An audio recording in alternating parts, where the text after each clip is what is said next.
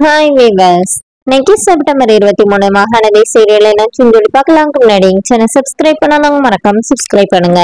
இன்னைக்கு என்ன அப்படின்னு சொல்லி பாத்தீங்கன்னா, இங்க வந்து விஜய் வந்து யார்கிட்டயோ கால் பேசிட்டு வைக்கும்போது காவேரி வராங்க. இப்ப காவேரி வந்து என்னன்னு கேட்கும்போது இந்த மாதிரி வீட்டுல வந்து தாத்தாக்கு உடம்பு சரியில்லைன்னு, என்னங்க சொல்றீங்க, போய் பாத்துட்டு வரலாமான்னு.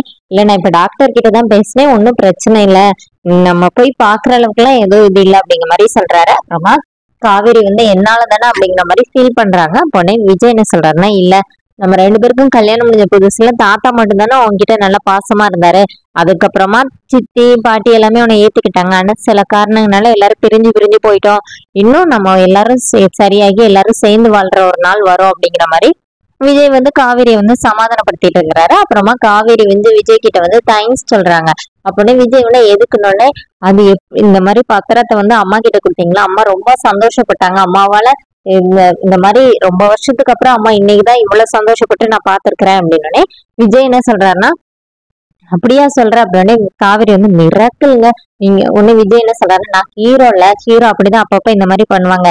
ஆனா நீ சொன்னல மிராக்கிள் அதுதான். இந்த அந்த ராகவ் வந்து எதுக்கு இங்க வந்தானே தெரியல, அவன் வந்து என் கையில நல்லா எலி மாதிரி வந்து சிக்கிக்கிட்டான் அப்படின்னு சொல்லிட்டு காவேரி கிட்ட வந்து சொல்லி ரெண்டு பேருமா பேசி சிரிச்சுட்டு அந்த மாதிரி இருக்கிறாங்க.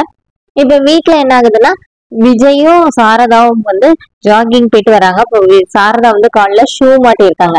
அப்போனே காவேரி என்னம்மா நான் ஷூ வாங்கி தட்டான்னு கேட்டா வேணாம் வேணாம்னு சொல்லிட்டு, இப்போ வந்து ஆமாடி நீ கேட்க மட்டும் தான் செஞ்ச, தம்பி அப்படியே வாங்கி காலையே மாட்டியே விட்டுருச்சு அப்படின்னோடனே கங்காக்கு அப்படியே கோவமா வருது. பார்த்துட்டே உட்காந்துருக்குறாங்க. இப்ப காவேரி வந்து விஜய் கிட்ட சொல்றாங்க, இந்த மாதிரி 20வது வாரம் ஸ்கேன் எடுக்கணும்ல, நாளைக்கு போகணும் அப்படின்னோடனே விஜய் சரின்னு சொல்றாரு. ஆனா ஒரு ஃபேஸ் மட்டும் அப்படியே ஒரு மாதிரி ஆயிருது. இதை சாரதா நோட் பண்றாங்க.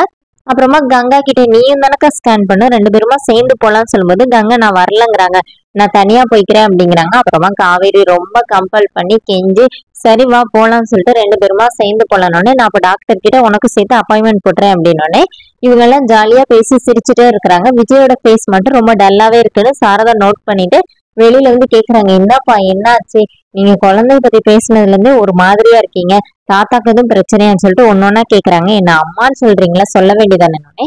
இப்ப விஜய் என்ன சொல்றாருன்னா, இந்த மாதிரி காவேரிக்கு வந்து சிக்கன் பாக்ஸ் வந்துச்சுலனோடனே, ஆமாப்பா அப்ப நீங்க ஒரு வாட்டி போய் ஸ்கேன் பண்ணிட்டு தானே வந்தீங்க அப்படின்னோடனே, அப்போ வந்து எதுவும் பிரச்சனை இல்லைன்னு சொன்னாங்கல்ல அப்படின்னு சொல்லி சாரதா கேட்கும்போது விஜய் என்ன சொல்றாருன்னா, இல்ல 20வது வார ஸ்கேன்ல தான் இந்த மாதிரி ஹார்ட் பிரெயின்ல அந்த மாதிரி எதனாச்சும் ப்ராப்ளம் இருந்ததுன்னா சொல்ல முடியும் சொன்னாங்க, அதுதான் எனக்கு பயமா இருக்குது அப்படின்னோடனே சாரதா வந்து, ஒரு கடவுளே ஒரு ஆளுக்கேவா எல்லா கஷ்டத்தையும் கொடுத்துட போறாரு, அப்படிலாம் இல்லப்பா அவளும் ரொம்ப கஷ்டப்பட்டுட்டா, இனிமே அந்த மாதிரி ஆகாது, நான் வந்து சாமி கிட்ட நேர்த்தி கடன் வச்சுக்கிறேன் அப்படிங்கிற மாதிரிலாம் சொல்லி சமாதானப்படுத்தி அனுப்பிவிடுறாங்க.